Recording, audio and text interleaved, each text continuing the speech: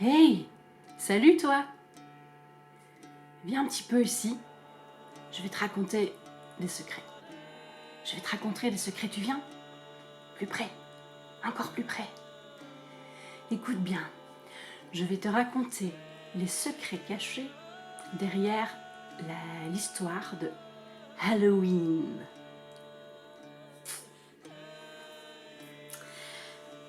Alors ben voilà, c'est la période pour ça, c'est la période propice pour ça. Et j'avais envie de partager ça avec vous, cette célébration qui pour moi est une célébration importante de l'année. Et j'avais envie de te raconter, ouais c'est ça, tous les petits secrets d'histoire qui se cachent derrière Halloween et donc la véritable histoire d'Halloween selon moi. Et je vais vous la partager selon mon approche à moi qui est un savant mélange d'ingrédients que j'ai épuisé dans diverses traditions. Et j'en fais ma popote et donc j'y donne ma propre interprétation, mais voilà, elle ne vient pas de nulle part non plus, donc voilà. Alors, Halloween, qu'est-ce que vous en savez? Pour la plupart d'entre vous peut-être, ce que vous savez c'est que c'est une fête commerciale où on vend des citrouilles et où on se déguise en sorcière ou en monstre, et que c'est quelque chose qui nous vient des États-Unis. Ouais. Mais remontons le temps, bien avant ça. Bien avant ça, Halloween, qu'on associe donc à la fête des morts ou à la Toussaint, étymologiquement, Halloween signifie la fête de tout ce qui est saint. Et en fait, qu'est-ce qui est saint? Ce qui est saint et ce qui est vivant. Alors, pas vivant par opposition vie-mort, mais vivant dans son sens en vie, profondément connecté au vivant en soi et au vivant autour de soi. Et ça fait toute la différence dans notre vision, dans notre manière d'appréhender le monde. Saint veut dire ce qui est vivant, célébré en tant que vivant, bien en vie. Halloween, qui est une fête d'origine irlandaise, celte, en gaélique, bon après il se décline dans divers gaéliques bien sûr, en gaélique ça se dit Samhain, qu'on dirait en français Samhain. Faut dire ça en français dans le texte. C'est la première des 4 célébrations celtiques, des festivités celtiques liées à la nature, au mouvement de la terre. C'est la première fête et donc c'est le nouvel an celte. C'est pour ça que c'est important aussi pour moi de le célébrer. C'est en fait le passage d'un état vers un autre état. C'est jeter les anciens habits pour revêtir les nouveaux. C'est la transformation, c'est le mouvement naturel des choses, c'est le mouvement de la terre, c'est le mouvement du rythme de la vie et de la nature, et à quel point nous, en tant qu'êtres humains, on est connectés, qu'on le veuille ou non, à ce rythme de la nature. On a tendance souvent à l'oublier, et notre mode de vie fait aussi que c'est pas forcément évident de suivre ce rythme-là à l'écoute réellement de qui on est et de notre rythme. Et toute mon approche, même en accompagnement, en éveil, développement personnel, toute ma démarche, elle va dans ce sens-là, dans cette voie-là. Alors, où en étais-je? La fête de tout ce qui est vivant, le nouvel an celte, le passage d'un état vers un nouvel état. Et on l'associe à la mort, on l'associe au monstre. Alors, pourquoi? D'où vient cette tradition de se revêtir en monstre, d'être celui qui va être le plus effrayant possible? À quoi ça sert d'être le plus effrayant possible? En fait, ça sert, dans le folklore, à être plus effrayant que la mort elle-même, pour ne pas se laisser emporter, envoûter par toutes les peurs liées autour de la mort, mais pour retrouver sa juste place, retrouver son propre pouvoir, accepter le rythme des choses et donc ne plus être effrayé par cette notion de mort qui est quelque chose de mystique. Un jour on part quelque part et on n'en revient plus. Et ça depuis la nuit des temps c'est quelque chose qui impressionne puisque l'humain n'a aucune prise là-dessus, aucun pouvoir là-dessus et a de tout temps voulu essayer justement d'avoir du pouvoir là-dessus. Halloween c'est le passage, c'est l'ouverture d'une porte donc vers un état nouveau. C'est... Alors le rapport à la mort c'est aussi, on est dans les jours les plus sombres. On entre dans les jours, vraiment, on vit ces jours les plus sombres. Le travail de la terre ne se fait plus. La terre se repose, tout semble mourir dans la nature. Et donc pendant ce temps-là, il fait froid, on est à l'intérieur, on se repose, on attend de voir, on consomme les récoltes que l'on a engrangées pendant tout le temps où on a travaillé.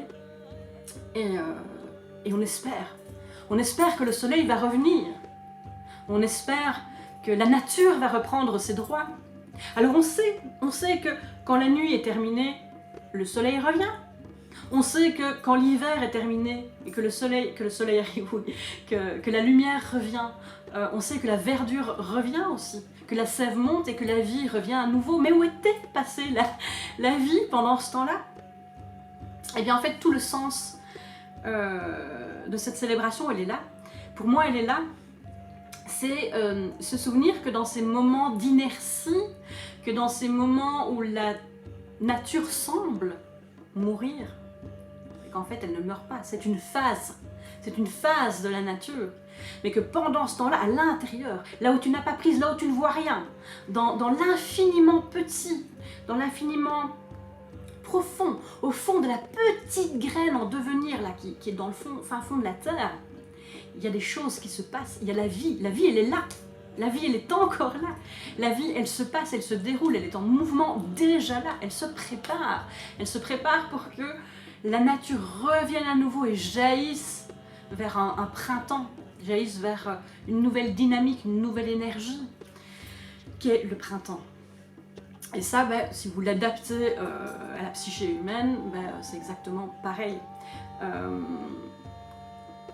Après les périodes sombres, il y a toujours des nouvelles périodes lumineuses ou jaillissantes, de nouvelles énergies, de nouvelles formes qui viennent à la vie, si on veut bien le voir comme ça, et si on accepte de vivre pleinement, en conscience et en profondeur, ce moment de petite mort, qui n'est pas vraiment une mort, puisque c'est une vie à un autre endroit qui se passe autrement que quelque chose d'évident, de fort, de flamboyant. C'est l'inverse de ça. C'est une vie qui est dans l'intériorité, dans la profondeur, dans le sombre, mais qui existe et qui est là, qui vibre à cet endroit-là aussi. Cette période d'Halloween, de Samhain, c'est une période où on a coutume de célébrer les morts, la mort et les morts, de se souvenir des morts. C'est une période dans le sombre, du dark, du sombre, où c'est une porte, c'est un passage d'un état à un autre, et on dit que dans ce moment de passage-là, c'est une porte ouverte à l'accès aux autres mondes, au monde invisible, et c'est à ce moment-là que les morts qu'on ne voit habituellement pas peuvent se rapprocher vraiment du monde vivant, et qu'on peut peut-être même les voir et les sentir. Et ça, en général, ça fait flipper de la mort qui tue. Parce que c'est les morts, avec leur apparence, qui nous effrayent. Mais c'est aussi dans les autres mondes, c'est aussi les mondes démoniaques aussi. Et tout ce qui fait peur peut à ce moment-là se révéler, venir à nous, se montrer. Et en général, l'humain vivant, il a très très peur de ça. Donc dans les traditions anciennes, bien sûr, on allumait le feu et les bougies à l'intérieur de la maison, c'était l'occasion de célébrer justement ce passage d'un état à un autre. C'est aussi un moment où on met des lumières dehors, on crée un chemin de lumière avec des bougies dehors, parce que si jamais les ancêtres, les morts et les démons ou autre chose des autres mondes de l'astral viennent jusqu'à notre porte, s'ils arrivent jusqu'à nous, eh bien il faut surtout qu'ils retrouvent le chemin pour repartir après, et qu'ils retournent là d'où ils viennent, et on leur fait un chemin de lumière pour qu'ils retrouvent ce chemin pour repartir. Quand les gamins se déguisent en monstres et viennent frapper aux portes, voilà, ça fait partie du folklore. C'est aussi ce folklore, comme je le disais tout à l'heure, de se rendre plus effrayant que la mort elle-même. C'est en fait une manière une invitation à dépasser ses peurs. Souvent, quand on a peur de quelque chose, ça nous tétanise, ça nous rompt en fait dans notre mouvement, ça nous rompt dans notre élan, ça nous empêche d'avancer la peur. Et bien souvent, quand on ose vraiment regarder cette peur en face, quand on ose entrer dans cette peur et aller voir au fond ce qu'elle a à nous dire, et puis qu'on peut ensuite en tenir compte et passer au-delà de ça, et bien souvent quand on regarde ça, on se dit mais, ah bon? Ah mais c'était que ça en fait. Voilà, donc finalement on a plus peur de la peur elle-même que de réellement, quand on a traversé cette peur et qu'on est allé voir de l'autre côté ce qui se passe et qu'on a réussi à faire ce pas, on se dit mais en fait c'était rien, j'en ai fait un monde, donc j'ai eu plus peur de la peur elle-même. Alors qu'elle a à nous dire tellement de choses sur nous-mêmes, la peur, elle a à nous délivrer tellement de choses intéressantes et très profondes qui sont planquées là dans des profondeurs, et surtout on ne veut pas le voir. Quand elle arrive et qu'elle veut jaillir, au secours, on remet un couvercle. Et donc ça a pour effet de l'amplifier encore. Donc c'est aussi une invitation à regarder en soi, à profiter de ces moments où on est beaucoup moins agité par la vie estivale, par le travail de la terre. C'est un moment où on ne sait rien faire d'autre que d'attendre que le printemps renaisse et que on consomme ce qu'on a engrangé jusque-là, et pendant ce moment-là on se repose, et puis c'est le moment idéal pour s'écouter soi, pour faire le point de finalement qui je suis, comment s'est passée mon année, est-ce que ce que je suis, ce que je fais là maintenant, est-ce que c'est bon pour moi, est-ce que j'ai envie d'autre chose, est-ce que fondamentalement je suis ok avec ce que je vis, est-ce que tout est encore ok aujourd'hui, est-ce que ce qui a été ok pour moi jusqu'ici l'est encore aujourd'hui. C'est vraiment l'occasion de faire ce point et de prendre de nouvelles décisions.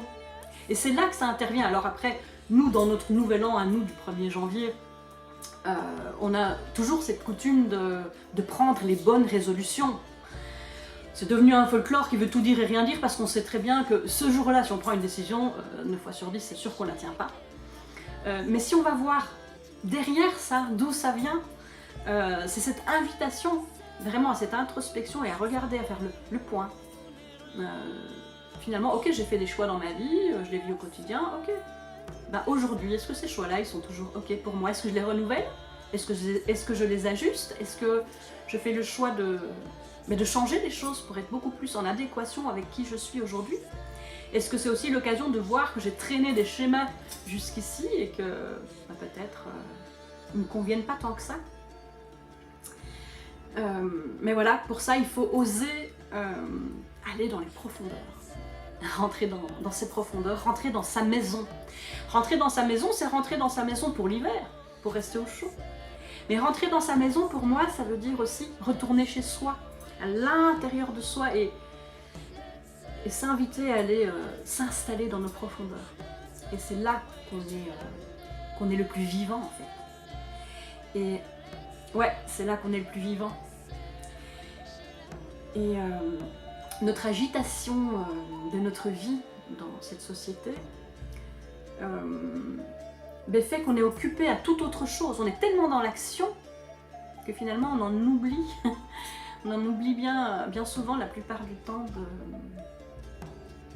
de rentrer dans notre maison pour aller cueillir, pour aller savourer, pour aller sentir notre identité profonde, notre singularité, notre essence à nous, qui est rien qu'à nous, et de s'en préoccuper, de l'écouter. Parce que cet acte-là, c'est un des actes, et non des moindres, qui permet le fameux alignement dont on parle beaucoup et de plus en plus dans les développements personnels. C'est cet alignement entre la base et le haut, cet alignement entre les chakras, cet alignement entre le ciel et la terre. Et si l'homme est debout, c'est parce qu'il est en équilibre entre le ciel et la terre et que les énergies des deux circulent à travers lui. Alors elles circulent plus ou moins bien, elles circulent plus ou moins mal. Ça dépend de là où on en est et dans notre capacité à nous écouter et à suivre vraiment profondément qui on est, quelle est notre propre nature. Pas celle qui nous a formatés, hein. Pas celle de notre éducation, de nos croyances, non, celle qu'on est vraiment à la source. Voilà, ça c'est la célébration du Nouvel An, de Samhain, Halloween. Chez nous, bah, évidemment, la religion chrétienne, catholique et autres a repris aussi cette festivité-là pour faire la Toussaint. Alors on associe la Toussaint à la fête des morts, mais non, la Toussaint c'est pas la fête des morts, non, la Toussaint c'est la fête de tout ce qui est vivant. Et donc on en arrivait chez nous à faire une célébration de fête des morts. Alors que chez nos ancêtres celtes, cette célébration du Nouvel An, du passage d'un état à un autre, et où la mort fait partie, hein, le regard sur cette nature qui se meurt d'une certaine manière, cette célébration se déroule en 3 jours. Il y a la fête des morts, la fête des fous et la fête des vivants. Ça se passe sur 3 jours. Donc la mort, c'est vraiment ce rapport à l'ouverture, cette porte qui s'ouvre, qui termine un état pour en ouvrir vers un autre. C'est ce moment charnière où les ancêtres peuvent venir nous revisiter. C'est peut-être le moment, si les ancêtres viennent nous visiter, peut-être d'entendre les messages qu'ils ont à nous donner pour nous donner des indications sur... je sais pas, je dirais par exemple les mémoires transgénérationnelles que l'on trimballe et qui nous disent oh, attention, nous on l'a vécu, on le sait, on l'a vu ce que ça donne, donc écoute. Peut-être, ça peut être d'autres choses aussi. La fête des fous, c'est le jour où on a le droit d'être tout ce qu'on veut. C'est formidable cette fête-là. Le jour des morts, ok, j'en ai parlé. C'est une invitation à regarder au fond, à retourner dans sa maison, à venir à l'intérieur se sonder. Et là, quand on entend finalement quelle est sa véritable nature, qui on est réellement dans sa singularité, on se dit ouais, mais la plupart du temps, je peux pas être ça. Je peux pas être ça parce que j'ai une multitude d'injonctions à ne pas être ça. J'ai pas le droit d'être ça parce que la société permet pas, parce que mon père permet pas, parce que ma famille permet pas, parce que j'ai des obligations, parce que si, parce que là on a des millions d'injonctions, de choses qui viennent nous dire bah non, surtout tu dois pas être ça. Et le jour des fous, c'est le jour où on peut se permettre la folie d'être vraiment qui on veut être. Alors dans le folklore, c'est formidable parce que dans le folklore, par exemple, ce jour-là, tu avais le droit d'être le roi si tu voulais. Tu avais le droit de donner des ordres si tu avais envie. Et personne n'allait être là pour te rabaisser, t'enfermer ou te frapper. Parce que c'était le jour où tu avais le droit. Et voilà, c'est un jour de véritable liberté qui est dans la continuité pour moi de cette période ombre, cette période qui invite aux profondeurs. C'est de pouvoir expérimenter en fait, c'est-à-dire quand tu sais qui tu es vraiment, que tu as connecté, qui tu es vraiment, à ce que tu as envie d'être, et ben à ce moment-là tu passes dans le faire, tu peux le manifester dans l'action, si tu le sais, si tu en as conscience, tu peux le manifester dans l'action parce qu'il n'y a que en posant des actes dans la vie que tu peux entretenir le mouvement, sinon tu restes dans un blocage, dans une résistance, je cherche un autre terme que je ne trouve plus. Un peu comme si tu étais gelé, quoi, un peu comme s'il y avait des parts de toi qui étaient voilà, cristallisées. C'est ça. Et donc le jour des fous, ben voilà, c'est une invitation à connecter qui tu es et te proposer d'expérimenter les choses pour voir, pour le vivre dans la matière, pour le lancer dans le mouvement. Souvent ça tient pas. D'ailleurs, regarde, cette festivité-là, ce jour des fous, on a même oublié que ça existait dans notre folklore actuel. On ne l'utilise même plus, on n'en parle même plus. On ne sait même plus que c'était là. Bah, tant mieux, hein, évidemment. Moins on est libre d'être soi-même, plus on est capable de rester des moutons et d'être dirigé sans se poser de questions. Et puis après, bah, quand tu es dans ce mouvement, tu es dans la vie, voilà. Dans la vraie vie, j'entends. Dans la véritable vie. Pas dans la vie par procuration, pas dans la vie par obligation, pas dans la vie par croyance qu'on t'a dit que c'était bien d'être ça. Non, dans la vie de vraiment,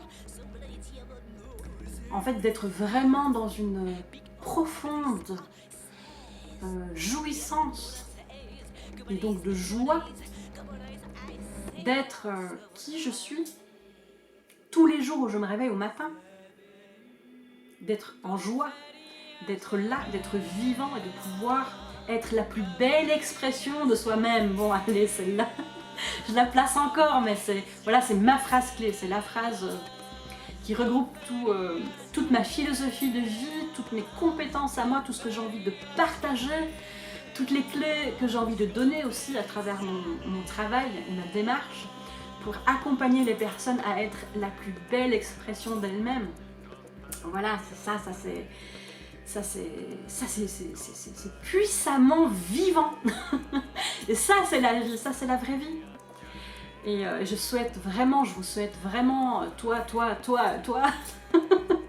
le monde, de connecter cette puissance de vie, de véritable vie, de ta singularité, de qui tu es, d'être ça, de rayonner ça, et d'en faire profiter tout le monde, toi déjà à la base, mais voilà.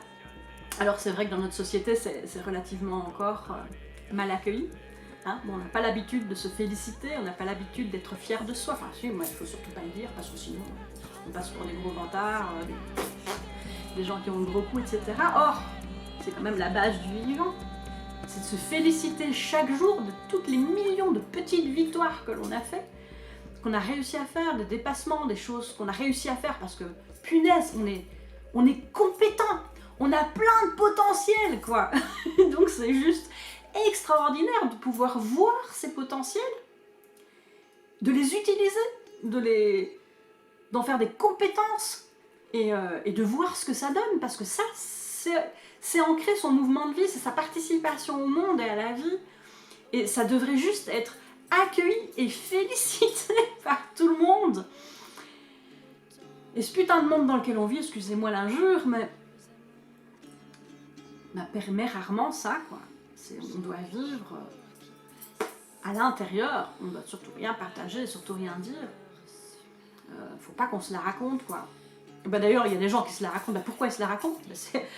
C'est tellement ils sont incapables de connecter cette simplicité d'être, qui n'ont pas le droit d'être cette simplicité d'être. Et donc du coup, pour pouvoir essayer de sortir de ça, c'est une espèce d'instinct de survie, d'appel au secours, ouais, ils se la racontent sur des trucs qui sont complètement fantasmés.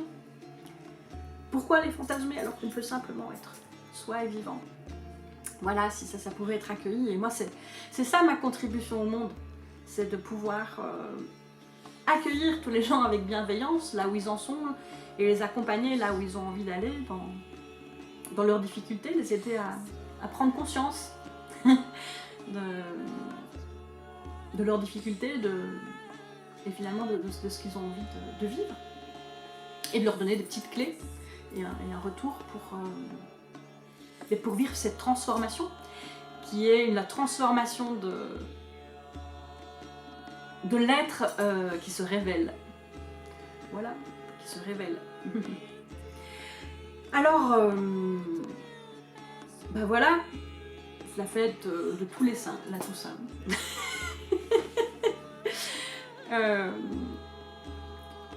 crois que j'ai fait le tour de la question et je pense que vous avez dû certainement ressentir mon enthousiasme à vous raconter cette histoire que je trouve absolument merveilleuse, qui est en totale adéquation avec toutes les philosophies, quelles qu'elles soient, et de la condition de l'être humain, de sa quête du Graal, de sa recherche d'alignement.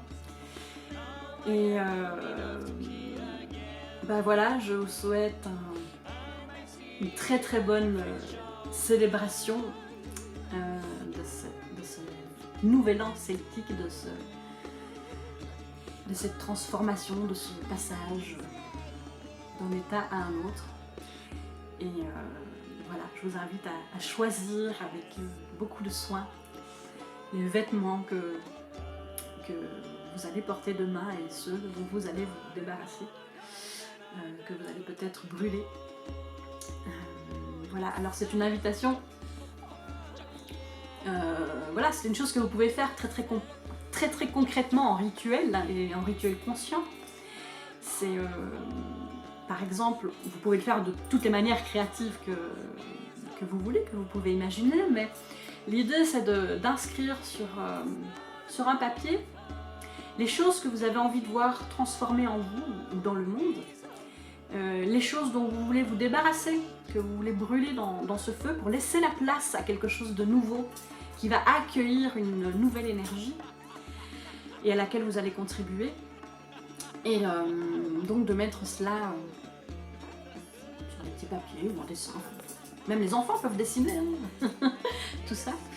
Et de faire un feu, que ce soit le feu de la maison, le feu de foyer qui est toujours là, présent, bienveillant, qui réchauffe, qui permet de faire la soupe pour nourrir. Et faire un feu dehors éventuellement aussi. Et de prendre ce plaisir à sentir cette chaleur profonde du feu. Et de se souvenir que cette chaleur profonde du feu, elle est aussi en train de brûler à l'intérieur de vous. Peut-être que vous avez oublié que ça existait, peut-être que vous le sentez un peu parfois quand vous vous sentez très vivant, très porté. Et puis qu'après vous oubliez parce que vous êtes simplement emporté par des vieilles habitudes. Par l'habitude de ne pas être pleinement vivant. Et ce feu-là, il existe en vous. C'est peut-être une toute petite flamme, mais c'est peut-être aussi peut-être déjà un grand feu chez vous. Voilà, je vous invite vraiment à rentrer en appréciation, en connexion, en relation avec cette conscience du feu et offrir à ce feu-là extérieur tout ce que vous avez envie de brûler. Et sentir à quel point cette chaleur-là... Voilà, donc je ne sais pas, peut-être que ma vidéo s'est malencontreusement interrompue pour un problème de batterie ou autre. Donc je voulais juste, voilà, vous inviter à regarder ce feu, vous souvenir que ce feu, il existe en vous, ce feu qui rappelle le vivant, qui vous rappelle que vous êtes vivant, et de proposer de mettre donc dans ce feu les choses dont vous avez envie de vous débarrasser, même vos vieux vêtements, on va dire, c'est une symbolique, pour laisser place à de nouvelles énergies, au renouveau et à votre transformation. Voilà, je vous souhaite une très belle fête, célébration de Samhain, et c'était un plaisir de partager cette vidéo avec vous. Je vous fais plein de gros bisous et je vous souhaite vraiment de très belles choses et de cultiver la plus belle expression de qui vous êtes. Je vous embrasse. Salut.